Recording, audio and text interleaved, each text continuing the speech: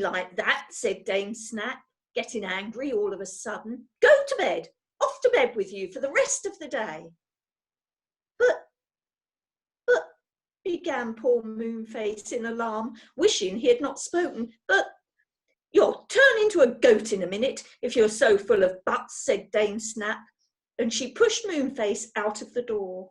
She drove the others out too, and took them to a small bedroom with 4 tiny beds, very hard and narrow. Now, into bed you get, and nothing but bread and water for you all day long. I will not have rudeness in my school. She shut the door and locked it. Moonface looked at the others in dismay. I'm sorry I made her do this, he said. Very sorry, but really she did make me feel so angry. Do you think we'd better go to bed? She might punish us if we don't. Connie leapt into bed at once, fully dressed. She wasn't going to risk Dame Snap coming back and punishing her. The others did the same. They drew the quilts up to their chins and lay there gloomily. This was a horrid adventure, just when they had looked forward so much to coming out to the birthday party. I wonder what Beth and Franny are doing, said Moonface. Hard work, I suppose. I do think Saucepan might have warned us that his mother had gone. It's too bad. Just then there came the sound of a song floating up from outside. 2 worms for a sparrow, 2 slugs for a duck, 2 snails for a blackbird, 2 hens for a cluck. Saucepan! It must be Saucepan, cried everyone, and jumped out of bed and ran to the window. Outside, far below, stood Saucepan, and with him were Beth and Franny, giggling. Hi, Saucepan! Here we are, cried Joe. We're locked in. Oh, we wondered where you were, said Saucepan, grinning. Dame Snap's locked in too, locked into the storeroom by young Beth here.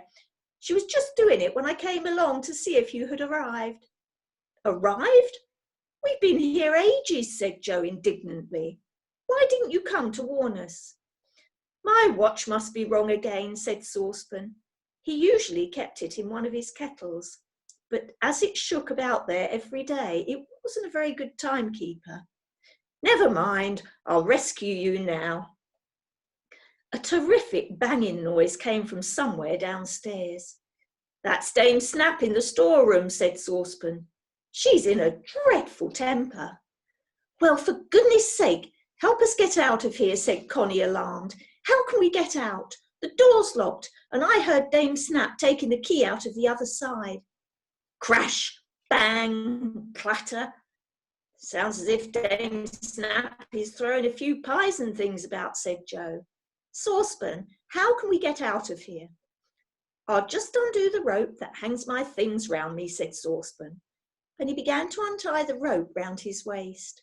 He undid it, and then, to the children's surprise, his kettles and saucepans began to peel off him.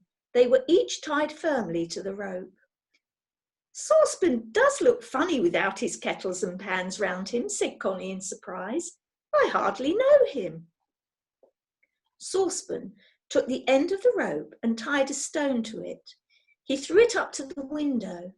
Joe caught the stone and pulled on the rope. It came up laden here and there with kettles and saucepans. Tie the rope end to a bed, called Saucepan. Then come down the rope. You can use the kettles and saucepans as steps. They're tied on tightly. So very cautiously, Moonface, Joe, Silky, and a very nervous Connie climbed down the rope, using the saucepans and kettles as steps. They were very glad to stand on firm ground again. Well, there we are, said Saucepan, please. But how are you to get your kettles and saucepans back for you, said Joe. Oh, it doesn't matter at all, said Saucepan. I can take as many as I can carry out of the kitchen here. They're what I gave my mother each birthday, you know, so they are hers. He went into the kitchen and collected a great selection of kettles and saucepans. He tied them all to the rope used for a washing line, and then once more became the old saucepan man they knew so well, with pans of all shapes and sizes hung all round him. Crash, smash, clang. Dame Snap was getting angrier and angrier in the storeroom. She kicked and she stamped.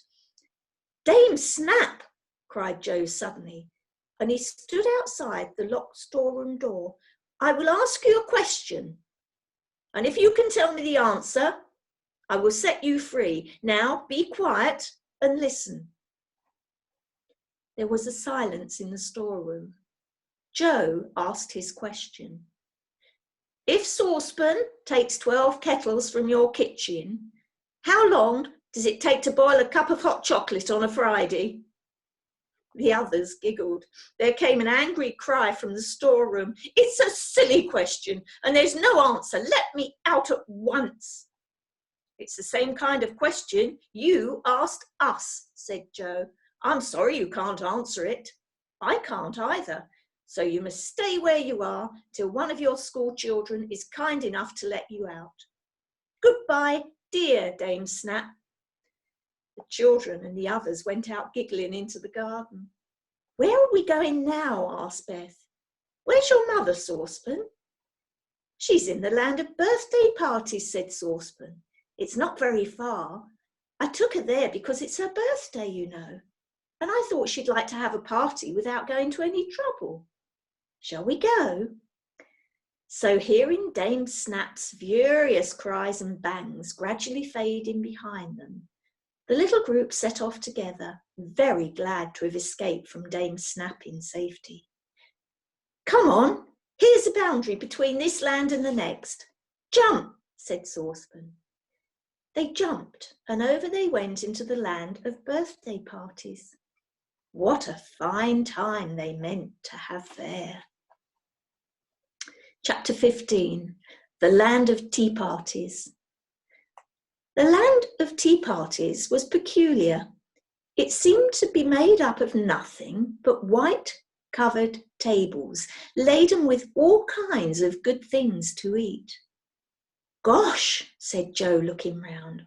What a lot of tables, big and small, round and square, and all filled with the most gorgeous things to eat. They've got chairs set round them too, said Franny, all ready for people to sit on. And look at the little waiters, said Connie in delight. They are rabbits. So they were. Rabbits dressed neatly in aprons and little black coats, hurrying here and there, carrying jugs of lemonade and all kinds of other drinks. It was lovely to watch them. They were so very busy and so very serious. There are some people choosing tables already, said Joe, pointing. Look, that must be a Pixie's birthday party sitting over there. Aren't they sweet? And oh, look, there's a squirrel's party, said Franny. Mother and Father Squirrel and all the baby squirrels. I expect it's one of baby squirrel's birthdays. It was fun to see the little parties, but soon the children began to feel very hungry. There were such nice things on the tables. There were sandwiches of all kinds, with little labels showing what they were. Franny read some of them out loud. Dew drop and honey sandwiches. Ooh, and here are some tuna fish and strawberry sandwiches. What a funny mixture. But I dare say it would be nice. And here are oranges and lemon sandwiches. I've never heard of those. And pineapple and cucumber. Really, what an exciting lot of things. Look at the cakes, said Connie. I've never seen such beauties. Nor had anyone else. There were pink cakes, yellow cakes, chocolate cakes, ginger cakes, cakes with fruit and silver balls all over them, cakes with frosting, cakes with flowers made from sugar, cakes as big as could be, and tiny ones only enough for 2 people. There were desserts and fruit salads and ice creams too. Which table should they choose? There were different things at every table. Here's one with chocolate ice cream, said Connie. Let's have this one. No, I'd like this one. It's got blue cakes, and I've never seen those before, said Silky. Well, shouldn't we find Saucepan's mother before we do anything, said Moonface. Gosh, of course we should, said Beth. Seeing all those gorgeous things made me forget we had come to celebrate Saucepan's mother's birthday. Saucepan, where is your mother?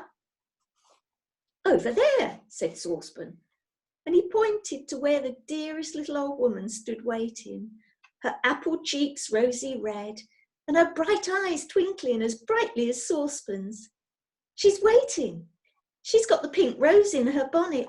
Look, and the hat pin, and she's sewn the red poppy buttons on her dress, and she's pinned the M for mother brooch in front. The only thing she can't wear are the shoehorn and the vase, and I think she's got them in her pocket. She was really pleased with everything.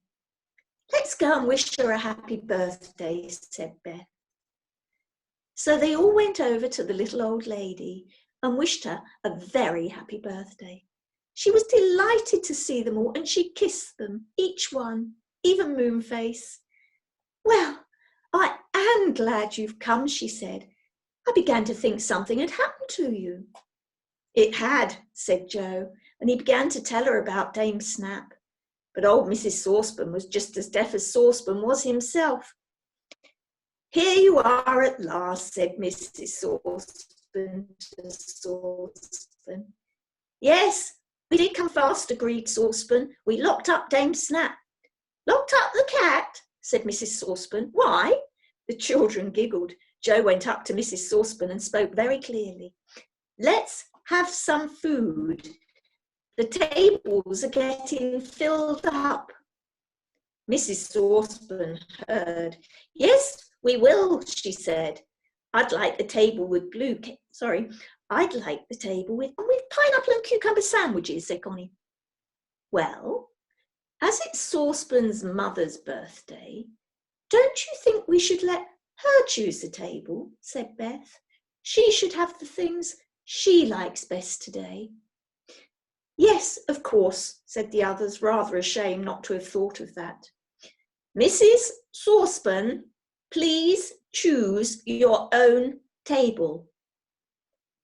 Well, Mrs. Saucepan went straight to the big round table set with 8 chairs and sat down at the head of it.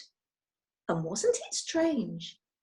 There were blue cakes there for Silky, pineapple and cucumber sandwiches for Connie, a big fat chocolate cake for Moonface, and all the things the others wanted too.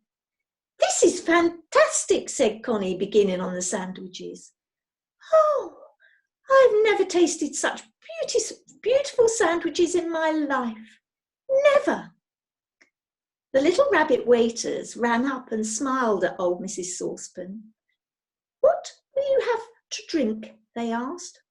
Hot chocolate for me, said Mrs. Saucepan. What for you others?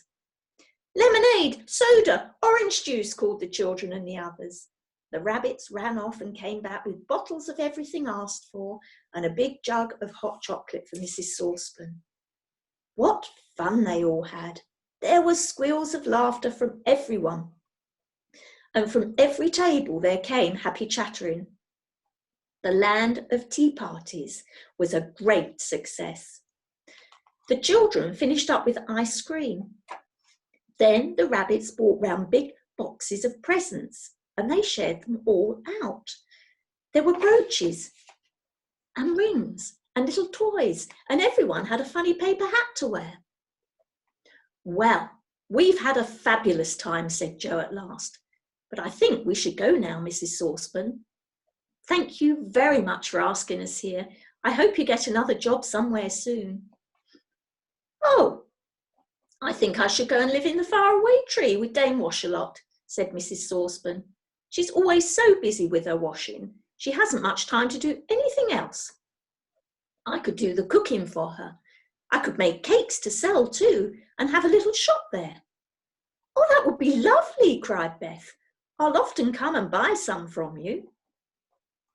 We'd better go back through the land of Dame Snap, Very cautiously indeed, said Moonface.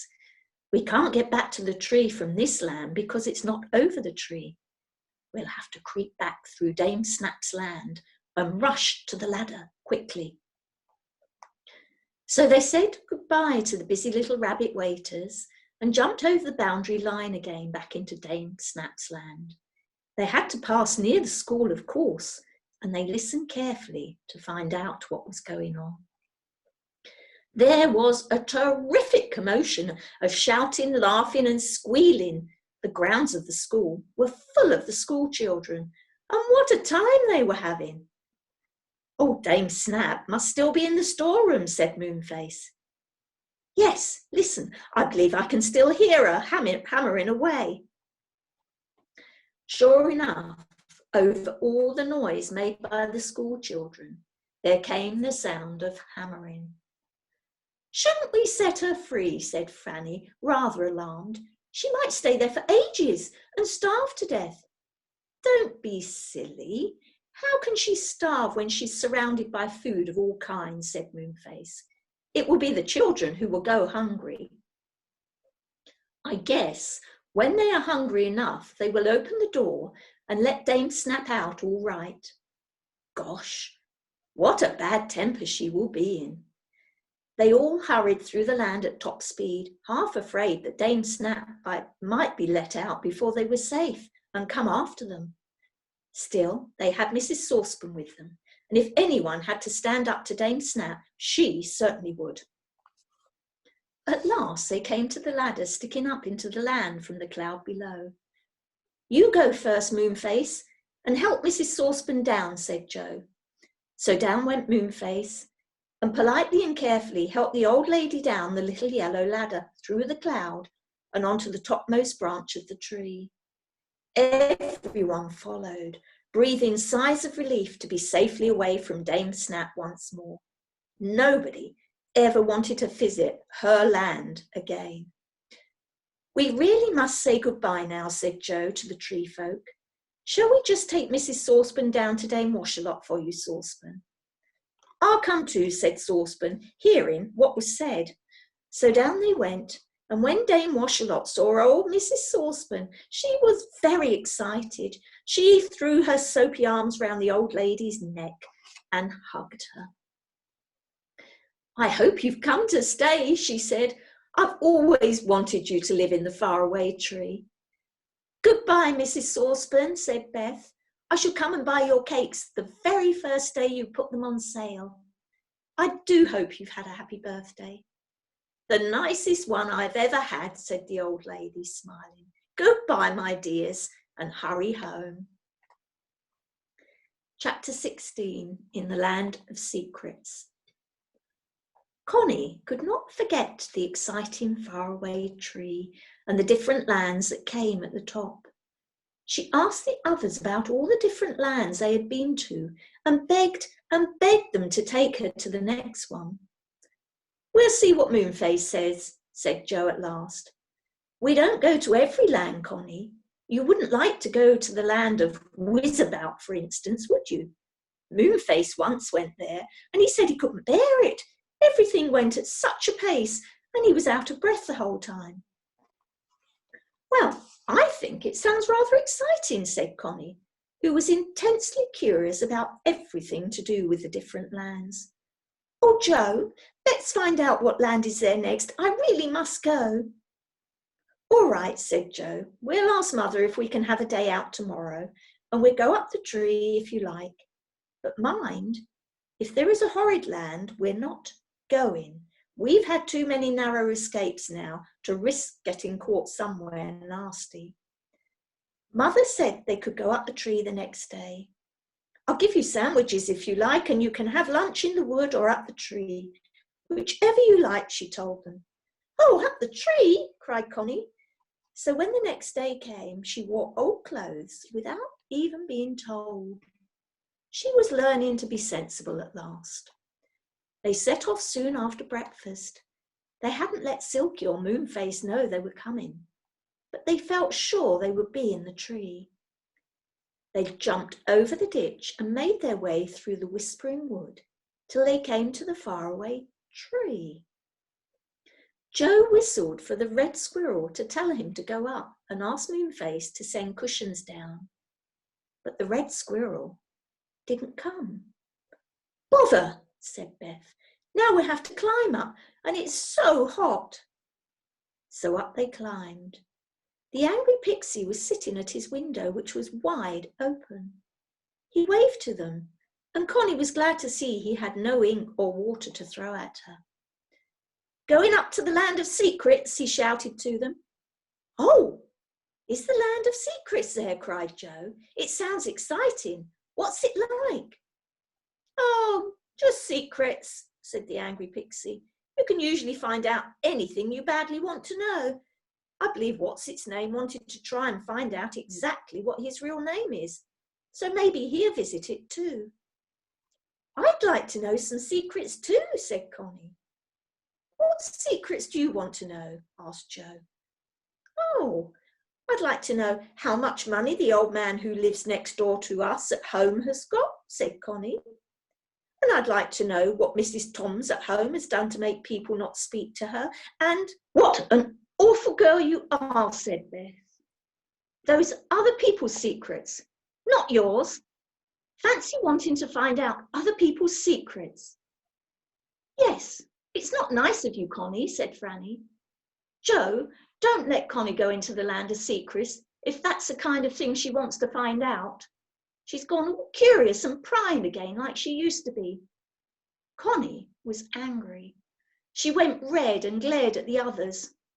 "Well, don't you want to know secrets too?" she said. "You said you did." "Yes, but not other people's," said Joe at once. "I'd like to know where to find the very first violets, for instance, so that I could surprise Mother on her birthday with a great big bunch. They are her favourite flowers. And I'd like to know the secret of curly hair, so that I could use it on all my dolls," said Beth. "And I'd like to know the secret of growing lettuces with big hearts," said Franny. "Mine never grow nice ones." "What silly secret," said Connie. "Better to want to know a silly secret than a horrid one, or one that doesn't belong to you," said Joe. "All you want to do is to poke your nose into other people's affairs. Affairs, Connie, and that's a horrid thing to do." Connie climbed the tree, not speaking a word to the others. She was very angry with them. She was so angry that she didn't look out for Dame Washalot's water coming down the tree, and it suddenly swished all round her and soaked her. That made her angrier still, especially when the others laughed at her. "All right," said Connie in a nasty voice. "I'll find out your secrets too. Where you've put your new book so that I can't borrow it, Joe, and where you've put your paints, Beth, and I'll find out which of your dolls you like best, Franny, and hide her." "You really are a nasty child," said Joe. "You won't go up into the land of secrets, so don't worry yourself about all these things." They climbed up to Silky's house, but the door was shut. They went up to Moonface's, but his door was shut too. The old saucepan man was not about, and neither was What's-its-name. Nobody seemed to be about at all. "Perhaps Saucepan's mother would know," said Beth. So they climbed down to Dame Washalot and found old Mrs. Saucepan there. "Saucepan and What's-its-name have both gone up into the land of secrets," she told them. "But I don't know about Silky and Moonface. I expect they have gone with them, though Saucepan didn't tell me they were going. Have a cake." Old Mrs. Saucepan was already busy making all kinds of delicious cakes and pies, ready to open her shop on Dame Washalot's broad branch. 2 goblins were busy making a stall for her. She meant to open her little shop the next day. The children took their cakes with thanks. They were really delicious. They climbed up the tree again to Moonface's house. Joe turned the handle. The door opened, but the curved room inside was empty. "What a nuisance," said Joe. "Now, what should we do? We might as well go up into the land of secrets and find the others and have our picnic with them," said Franny. "Yes," said Connie, who was dying to go up into this new land. Well, but we didn't want Connie to go, said Joe. She'll only go prying into other people's secrets, and we can't have that. I won't try and find out your secrets, said Connie. I promise I won't. I don't know if I trust you, said Joe. But still, we can't go without you. So if you do come, Connie, just be careful. And remember that you might get into trouble if you're not careful. I wonder if old What's-its-name has found out what his real name is, said Beth, beginning to climb up the topmost branch. I'd love to know it. It would be nice to call him something else. What's-its-name is a silly name. They all went up the topmost branch and up the yellow ladder through the hole in the cloud and then into the land of secrets. It was a curious land, quiet, perfectly still, and a sort of twilight hung over it. There was no sun to be seen at all. It feels secret and solemn, said Joe, with a little shiver. I'm not sure if I like it. Come on, said Beth. Let's go and find the others and see how we get to know secrets. They came to a hill with several coloured doors in it, set with sparkling stones that glittered in the curious twilight. They must be the doors of caves, said Joe. Look, there are names on the doors. The children read them. They were peculiar names. Witch Know-a-lot, the Enchanter Wise Man, Dame Tell-you-all, Mrs. Hidden, the Wizard Tall Hat. They all sound really clever and wise and informed, said Joe. Hello, here's somebody coming. A tall fairy was coming along carrying a pair of wings. She stopped and spoke to the children. Do you know where Dame Tell-you-all lives, please? I want to know how to fasten on these wings and fly with them.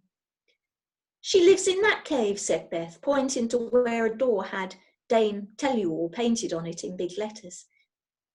Thank you, said the fairy, and rapped sharply on the door. It opened and she went inside. It shut. In about half a minute it opened again, and out came the fairy, this time with the wings on her back. She rose into the air and flew off, waving to the children. The dame's really clever, she cried. I can fly now, look. This is an exciting place, said Beth. Goodness, the things we could learn. I wish I had a pair of wings. I've a good mind to go and ask Dame Tell-you-all how to get some, and then how to fly with them. Look, isn't that old What's-its-name coming along, said Joe suddenly. They looked in the dim distance and saw that it was indeed. What's-its-name, looking rather proud. Saucepan was with him, his pans clashing as usual. Hi, What's-its-name, called Joe loudly. What's-its-name came up. My name is not What's-its-name, he said a little haughtily. I've at last found out what it is. It's an absolutely marvellous name. What is it? Said Beth. It is Colamu Litu Mari Lil Paw Licky Rolo, said What's-its-name, very proudly indeed. In future, please call me by my real name. Oh dear, I should never remember that, said Franny, and she tried to say it, but she didn't get any further than the Colamuli, nor did the others. No wonder everyone called him What's-its-name, said Beth to Franny. What's-its-name? Where are Silky and Moonface? And that's where I'm going to leave it.